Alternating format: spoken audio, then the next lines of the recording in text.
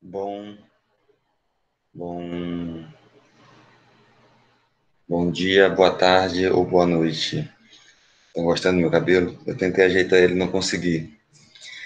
Pessoal, vamos a mais uma aula, a mais um momento aqui entre nós de metodologia da pesquisa científica, ou metodologia da investigação científica, ou metodologia do trabalho científico, que todos falam sobre a linguagem da ciência, uma linguagem que nós estamos adentrando, que nós estamos conhecendo aos poucos. E assim como a linguagem nossa materna, nós vamos conhecendo dia após dia, até um dia achar que dominamos, até outro dia cairmos numa pegadinha da nossa própria linguagem.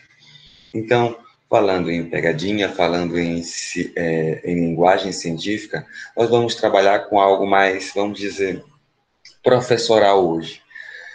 Diante do contexto em que vivemos, no qual a ciência é o tempo todo atacada, a ciência é o tempo todo vista como conhecimento menor ou conhecimento que qualquer um pode fazer aleatoriamente, inclusive sendo acusado de ser conhecimento que gera fake news, de uma coisa assim absurda, o jeito como falam, mas nós vamos falar um pouco sobre como se planeja uma pesquisa, porque não existe ciência sem pesquisa, tá? Não existe ciência sem pesquisa. Então nós vamos trabalhar hoje de forma diferente, ao invés de trazer para vocês o slide, eu vou pegar o livro que eu postei em cada grupo, em cada classroom, em cada sala, para dialogar, tá bom? Então, nós vamos falar sobre o planejamento da pesquisa. Tá bem aqui, ó, planejamento da pesquisa. Para que um estudo seja considerado científico, devem ser observados critérios de coerência, consistência, originalidade e objetivação. Isso é só uma observação inicial para mostrar como a ciência, a linguagem científica, tem critérios próprios. Então, não adianta um qualquer, quando eu falo um qualquer, não é dizendo que ele é menor, não, mas é dizendo que é um que não domina o conhecimento científico, chegar e dizer, isso é ciência, isso não é. Infelizmente, não é todo mundo que tem o domínio para fazer isso. Por quê? Porque precisa entender critérios que a própria ciência estabeleceu para ela. Então, não chegue na casa da ciência achando que lá você vai mandar e desmandar. Assim como ninguém, um intruso, deve chegar na sua casa achando que vai mandar e desmandar na sua casa. Não. A ciência diz para você: minha casa, minhas regras. Meu corpo científico, minhas regras científicas. Então, a ciência tem critérios de coerência, consistência, originalidade e objetivação. Vamos falar aqui sobre o planejamento de uma pesquisa e das 3 fases do planejamento de uma pesquisa. Bom, vamos lá. Primeiro, fase decisória. Referente à escolha do tempo, do tema, a definição, a delimitação do problema de pesquisa. Bom, não se pesquisa coisas aleatórias. O pesquisador ou os pesquisadores decidem em conjunto qual será o caminho a ser trilhado, qual é o tema da pesquisa. Vamos imaginar que tem gente que pesquisa de futebol a átomos, tem gente que pesquisa de tribos ou nações indígenas até a Europa como um todo. Então, tem gente que pesquisa em várias áreas, como física, química, biologia, e nós temos aqui que escolher um tema para pesquisar, depois definir o tema, depois delimitar. Nós não vamos falar muito sobre o que é definir e delimitar, porque nós vamos ter um momento específico para isso. Mas, só para chamar atenção, se o tema é futebol, eu posso trabalhar sobre o fazer um recorte, uma delimitação. O trabalho... Peraí, deixa eu tirar o WhatsApp daqui, senão ele vai ficar piando aqui. Eu posso falar do trabalho dos árbitros na Série B do futebol brasileiro. É um recorte. O tema é futebol, mas o recorte é o trabalho dos árbitros na Série B do futebol brasileiro. Entendeu? Tema, futebol. Recorte, falar só sobre os árbitros da Série B. Então, isso aí é um tipo de definição. Essa é a fase decisória, fase de decidir sobre o tema. É uma fase que está, de fato, nas mãos do pesquisador. Você escolhe, é verdade, você escolhe. Já vi muita gente dizer que o pesquisador é que decide as coisas, fazendo uma crítica ao pesquisador. Não, o pesquisador realmente decide as coisas que vai estudar. Isso não é erro, isso faz parte. E agora nós vamos com fase construtiva, referente à construção de um plano de pesquisa e à execução da pesquisa propriamente dita. A organização dessa pesquisa, no que diz respeito a um cronograma, construir um plano para executar. O que é cronograma? É uma organização no tempo. Tá? Primeiro eu faço isso, depois eu faço isso, em terceiro lugar eu faço isso. Nós, mesmo os mais desorganizados, às vezes traçam um cronograma para alguma atividade. Entende?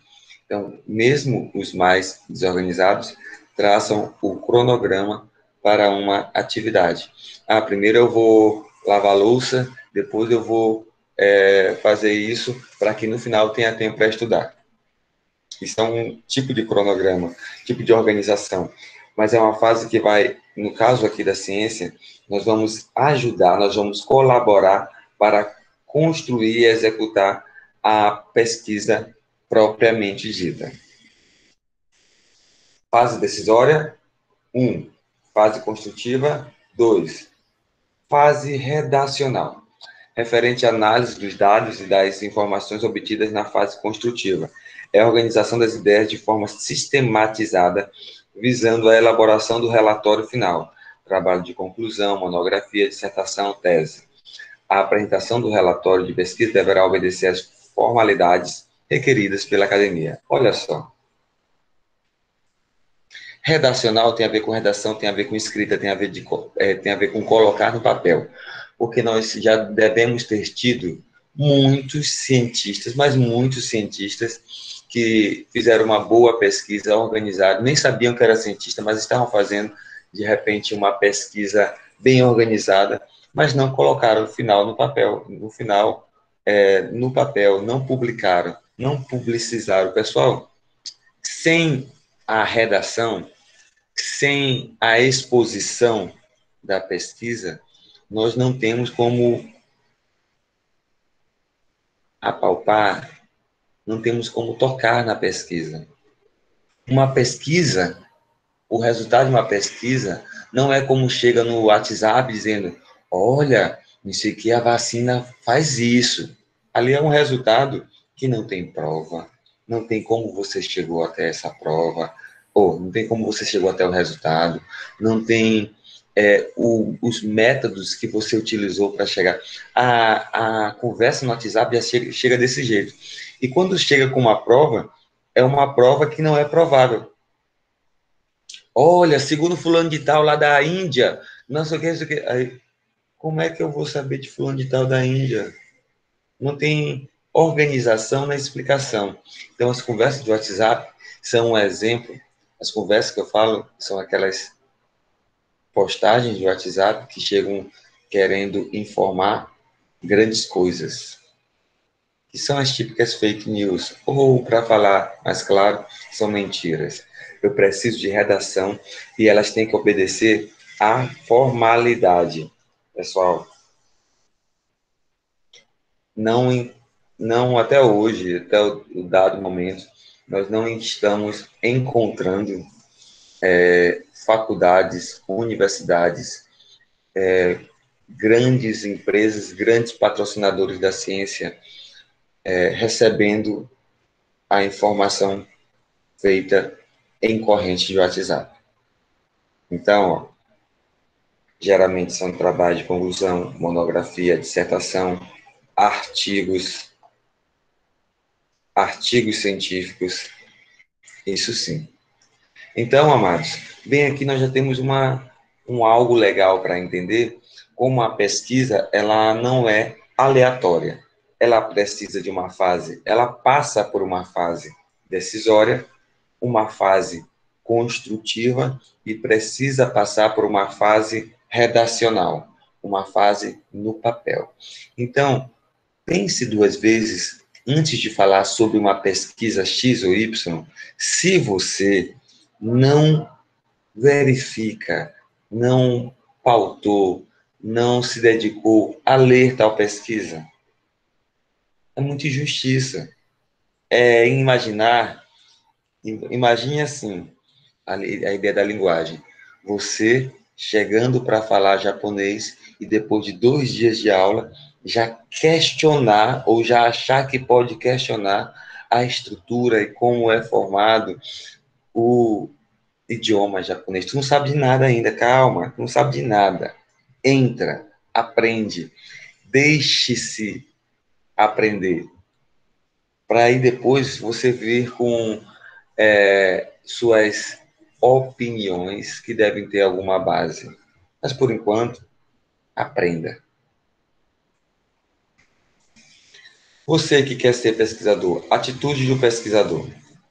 Primeiro, vamos lá? Atitude do pesquisador. Buscar constantemente a inovação e o treinamento para a pesquisa.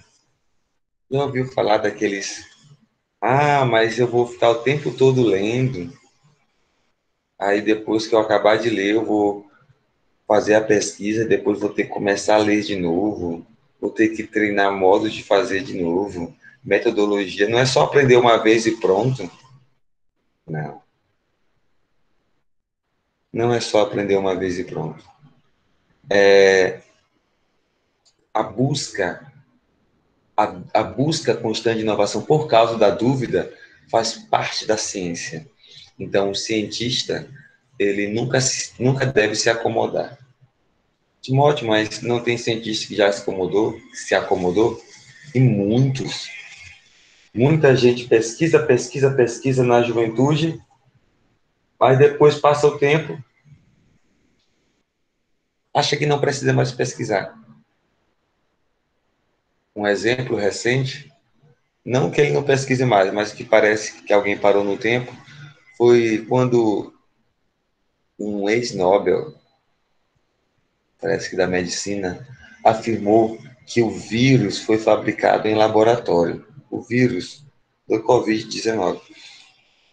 Ah, foi fabricado. E todo mundo utilizou a fala dele, né?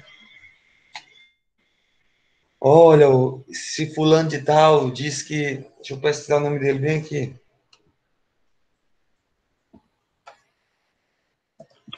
Nobel de Medicina, que disse que o vírus foi fabricado em laboratório.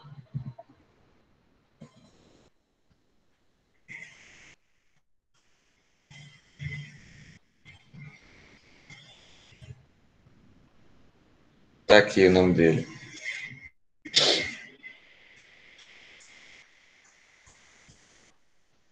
Ah, devia procurar no lugar que vocês estão vendo, né? Luc Montagnier, francês. Luc Montagnier, ele afirmou que o vírus foi fabricado em laboratório. Ele é alguém altamente renomado, altamente importante para a ciência.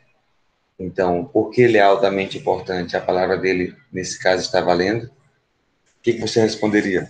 Você, como estudante de ciências, com o professor Timóteo, você responderia assim: não, professor, lógico que a palavra de um cientista não vale se não tiver pesquisa.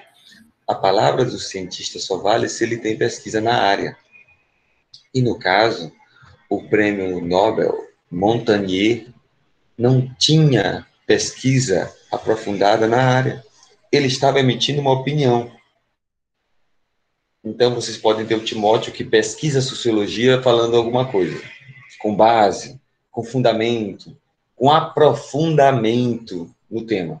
Ou vocês podem ter Timóteo dando uma opinião qualquer. Quando Timóteo dá uma opinião qualquer, vocês não devem considerar, eita, mas Timóteo que falou, ele é cientista. Não. Às vezes eu falo, por exemplo, sobre muitas coisas sem base científica. A minha aula aqui tem base científica, mas se você me encontrar no corredor da escola ou na rua, a gente pode falar 1000 coisas, de piadas a coisas sérias, que não vão ter base nenhuma. Então, esse prêmio Nobel que falou isso, não soube como provar, não teve como provar, e até hoje está estabelecido convencionalmente pela ciência que o vírus não foi, de fato, fabricado em laboratório. Olá, senhora Vitória.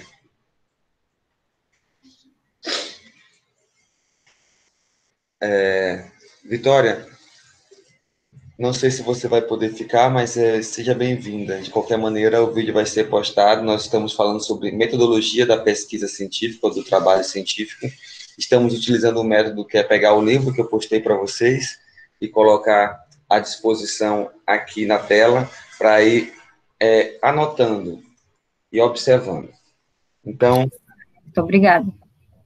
Vitória, também você fica à vontade para falar, para chamar atenção, e também, se alguma coisa aperrear e você quiser sair, fique à vontade também.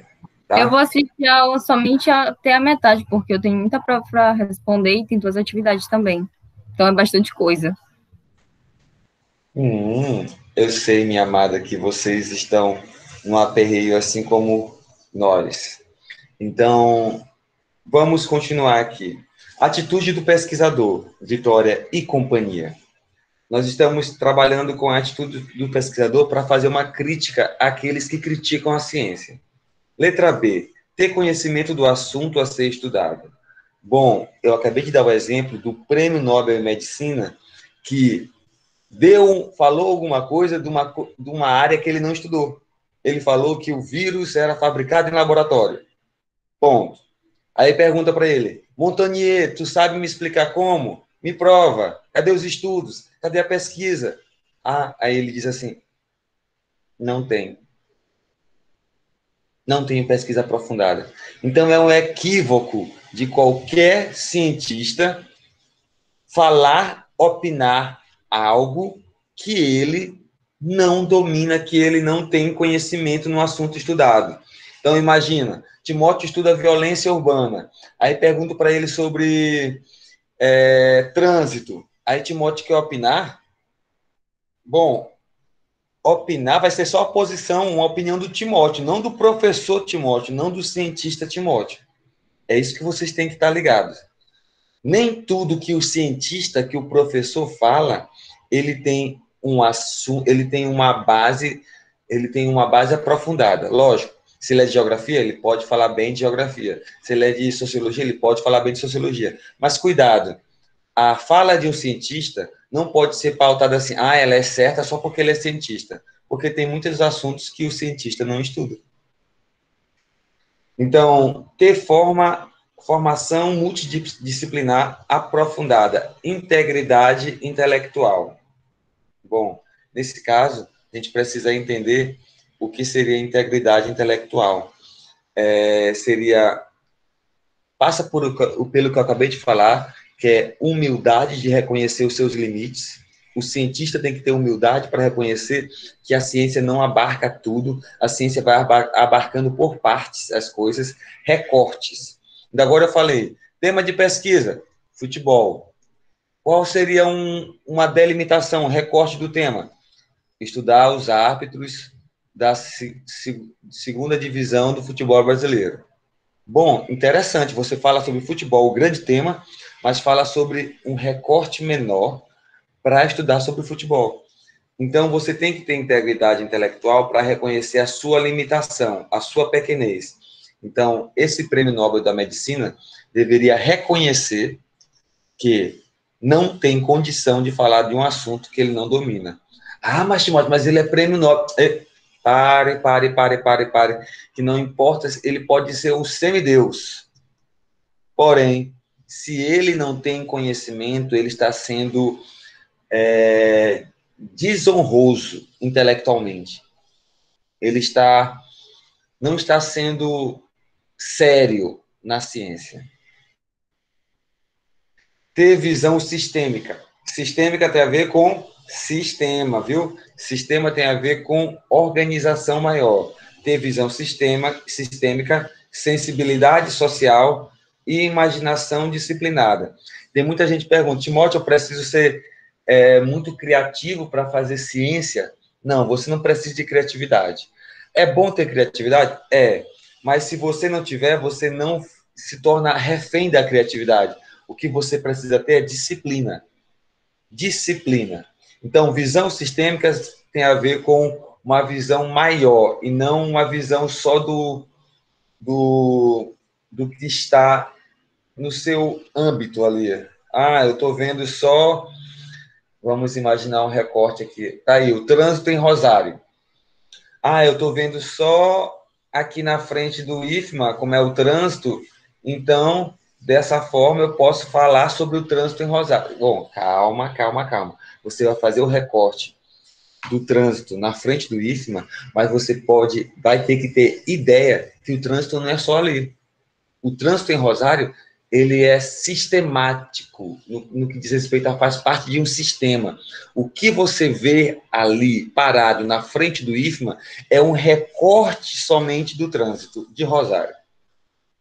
Então, sistemático, sensibilidade social, aqui diz respeito mais a um dever ético que nós temos de não falar besteira, de não ensinar besteira, de não propagandear coisas que não são provadas, coisa que o médico Montagnier não fez. Não teve sensibilidade, porque ele causou um alvoroço ao falar uma mentira.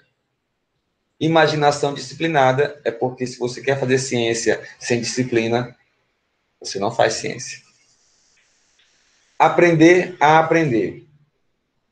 Essa talvez seja a mudança metodológica mais importante para enfrentar a dinâmica científica e tecnológica e fugir da obsolescência. Aprender a aprender, amados. Nós já falamos aqui um pouco sobre isso. O cientista não tem descanso. Ele estuda para graduação, depois ele faz pós-graduação, depois faz mestrado, faz doutorado, faz pós-doutorado e vai continuando a fazer cursos. O cientista é escravo do aprendizado.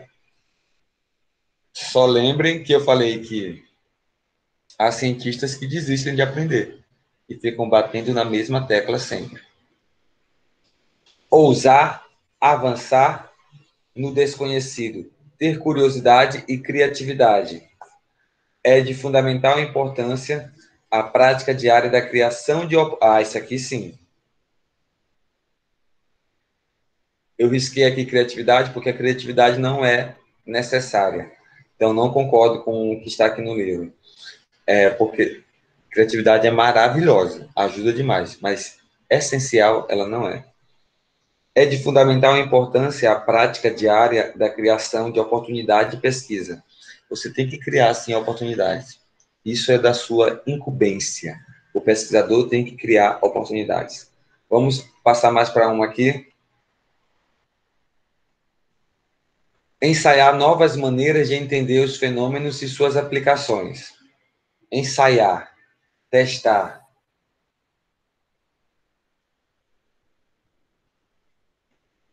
Tá?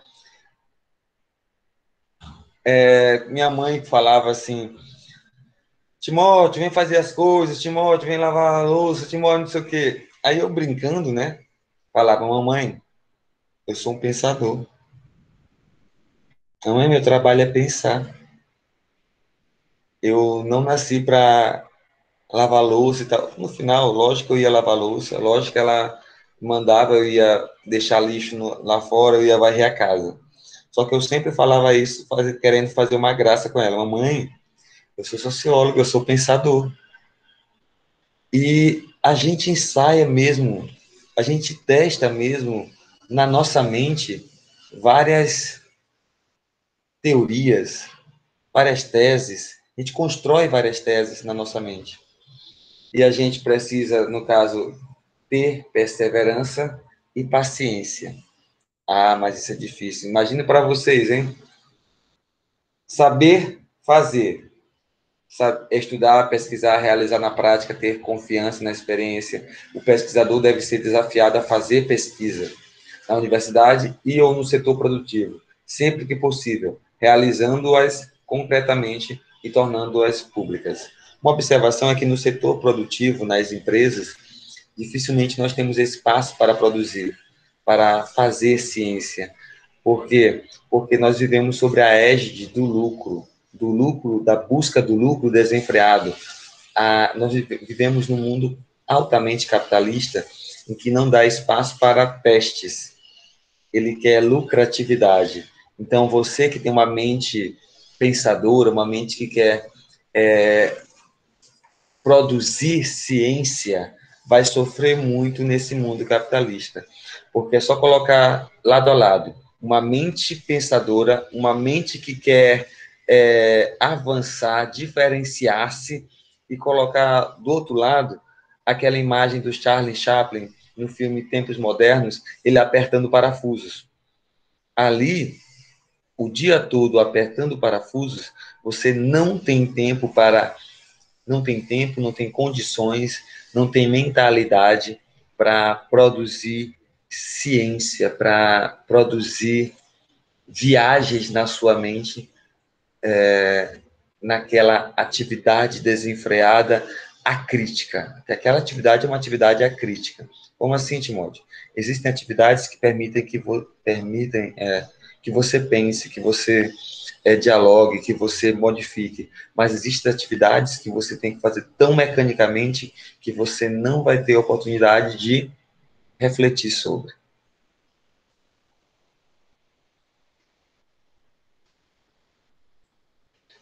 Evitar a compartimentalização do saber. A natureza é multidisciplinar e complexa. Os departamentos e as disciplinas foram criados por nós. Bom, isso é muito louco, é muito massa. Vamos pensar aqui comigo? Viajar, vamos viajar. Água. O que é a água? Quem pode estudar sobre a água? Pessoal, a água é água. A gente sente a água. Vamos imaginar o indivíduo que nunca foi numa escola, ele sabe para que serve a água, ele desfruta da água, ele se alegra ou se entristece com a água por motivos múltiplos. Quem cria a divisão de ciências entre química, biologia, sociologia e tal, foi o homem. O homem criou essa separação. A água existe da forma complexa que ela é. Só que a ciência faz o seguinte: a água para a sociologia. Sociologia estuda a importância da água para determinada comunidade. No caso lá de Brumadinho, como a água contaminada influenciou e influencia a vida dos moradores de Brumadinho. É uma questão da água e é uma questão da sociologia. Química analisa a água de Brumadinho numa perspectiva mais química. Física, como mudou a água fisicamente lá em Brumadinho. Então, a água em Brumadinho é complexa, tem várias coisas. O cientista recorta. Então, a gente tem Timóteo, mas ele está dizendo para a gente não compartimentalizar. Pois é, nós temos que considerar que a ciência é compartimentalizada, mas não achar que porque eu descobri uma coisa na sociologia, e a professora de biologia descobriu uma coisa na biologia, que ela dominou todos os saberes sobre a água. Por quê? Porque não dá para se dominar todos os saberes sobre algum objeto. A água, uma comunidade, não dá para dominar. Dá para a gente ser humilde e reconhecer que aprendeu alguma coisa sobre a comunidade, mas não dá para dominar. Dominar as facilidades oferecidas pela informática e manter-se atualizado nessa área. Hoje em dia não podemos negar, ainda mais nós, né? Esse cara nem sabia aqui desse livro, que a gente já está vivendo um momento de pandemia e está usando a informática mais do que nunca.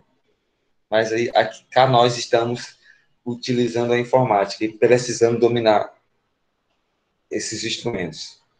Ter visão humanística diante dos fenômenos a serem estudados e dos interesses da sociedade. O homem, a sociedade e o bem comum devem sempre estar presentes, explorar situações concretas para a prática da ética, o respeito aos valores, ao pluralismo ideológico e às tradições. Amados, como em toda a área da sociedade, sempre nós vamos ter pessoas que não ligam para a ética, que desdenham do outro, que não consideram o próximo, que não estão interessados em produzir nada de bom para o próximo. Porém, não é porque nós temos seres desse jeito em cada área do mundo, escola, entre professores, entre alunos, entre pastores, entre padres, entre empresários, entre todo tipo de gente, pobres e ricos, nós temos pessoas nesse contexto, tá? Mas o autor coloca que ter visão humanística como um dos critérios do pesquisador.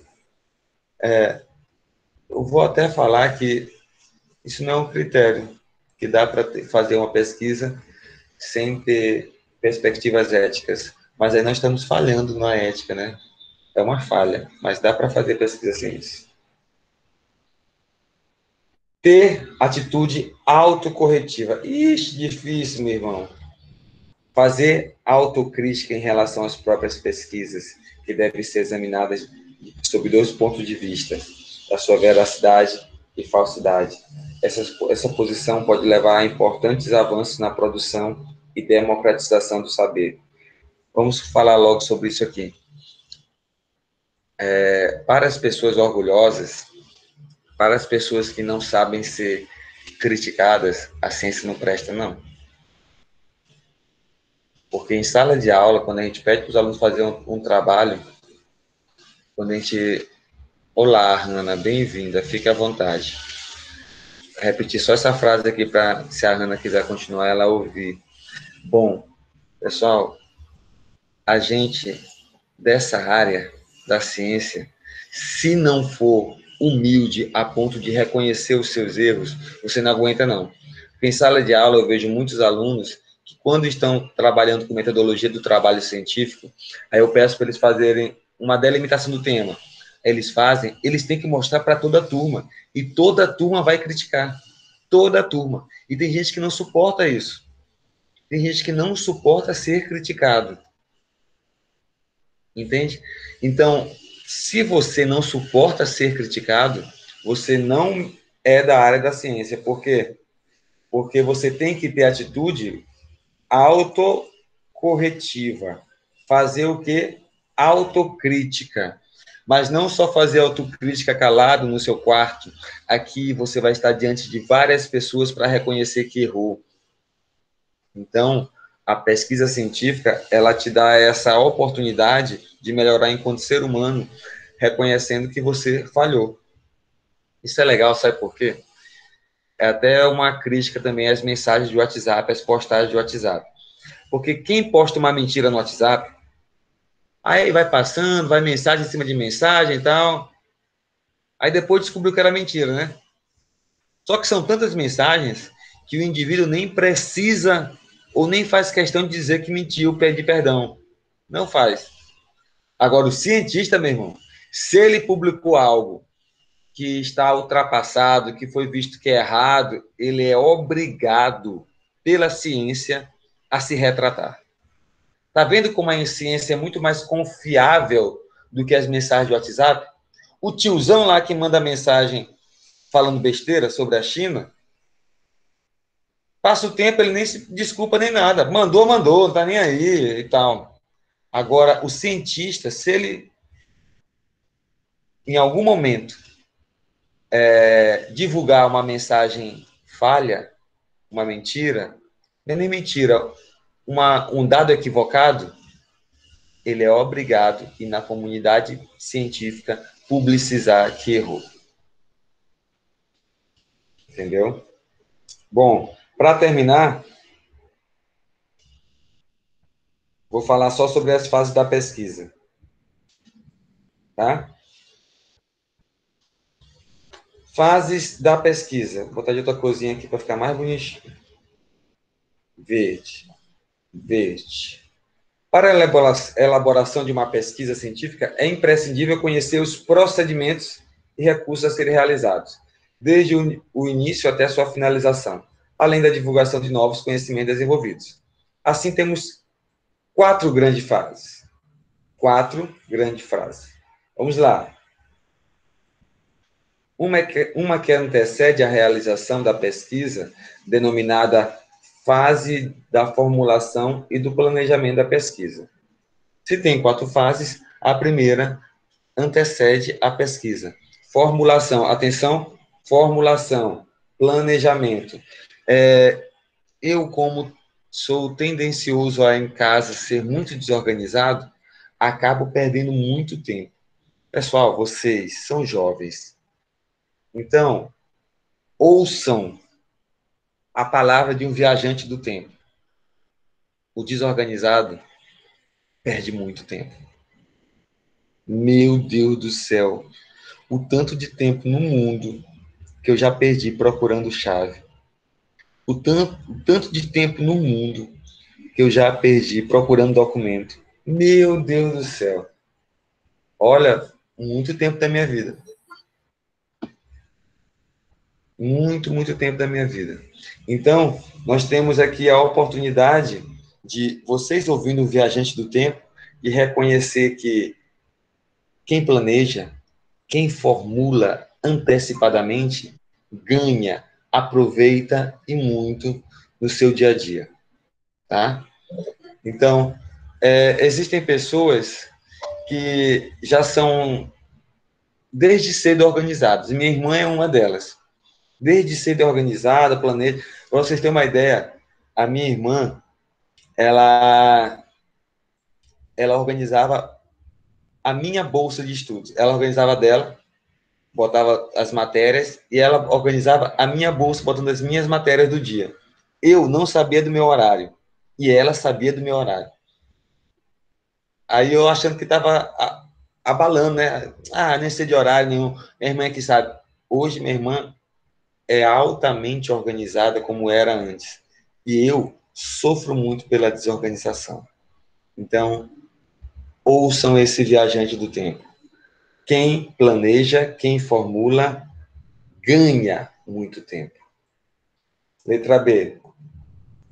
Momento da realização propriamente dita da pesquisa, com a coleta de dados e a busca de informações sobre o tema escolhido.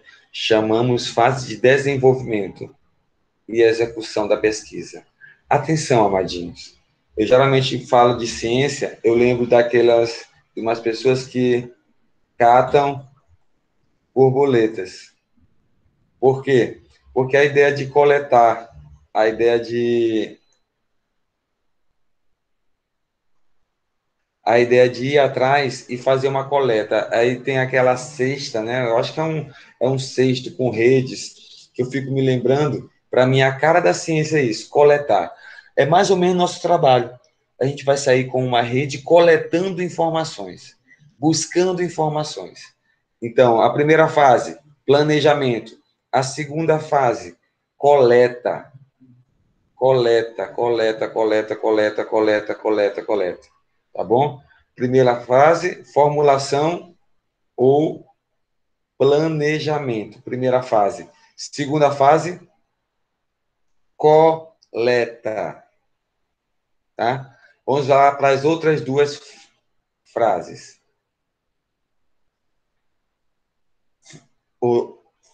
Fases. Outras 2 fases. É isso mesmo. É o problema de dicção que eu tenho um pouquinho. Formulação da redação do texto final da pesquisa. Olha só. Redação.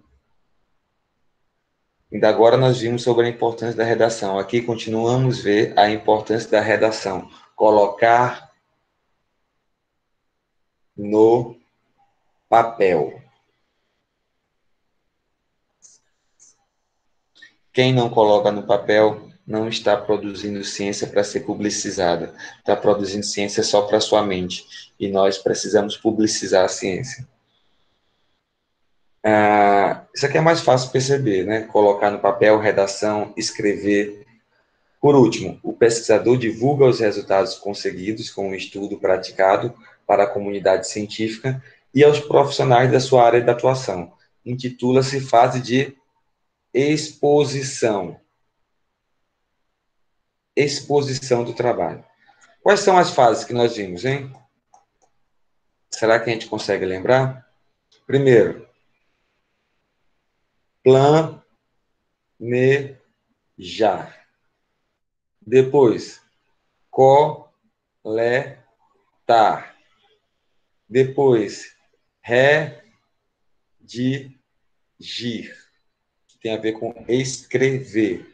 E depois, expor. Olha só que coisa linda. Então, as 4 fases da pesquisa têm a ver com planejar, coletar, redigir e expor. Bom, é isso que nós temos por hoje, porque nós já vamos fazer, acho que 40 minutos a aula, não sei. Mas eu não quero cansar vocês. Eu quero saber se vocês têm alguma pergunta a fazer.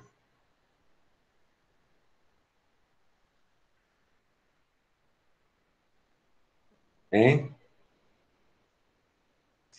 Não tendo perguntas, eu quero agradecer a todos que puderam participar. Eu fico muito feliz mesmo quando alguém entra, porque vocês sabem, né, da chatice que é esse negócio de aula online. Então, mas eu também não quero cobrar muito de vocês, por isso que eu só chamo, geralmente, assim, um dia de antecedência, nesse caso foi agora mesmo que eu chamei, porque eu sei que vocês também são atarefados em casa. Então, um cheiro para vocês. Eu gosto de ver a cara de vocês. Hanna, Maísa, Vitória e Rua. Juan Pablo. Juan Pablo. Eu queria lembrar da cara do Juan Pablo. A Hanna eu sei porque a Hanna é toda famosa no Instagram. A Vitória é toda famosa também no Instagram. Não, é famosa em vários contextos. O Juan Pablo, eu não sei da cara do Juan Pablo. A Maísa, eu acho que eu lembro da Maísa, sabia? Eu acho que eu lembro da Maísa. Mas eu tenho saudade de ver a cara de vocês. Um cheiro, felicidades. E quem não assistiu do começo, depois vou postar no YouTube, no Classroom, né? O YouTube é só para um canal para instrumento para o Classroom. Um cheiro, adeus, camaradas. Adeus. Tchau.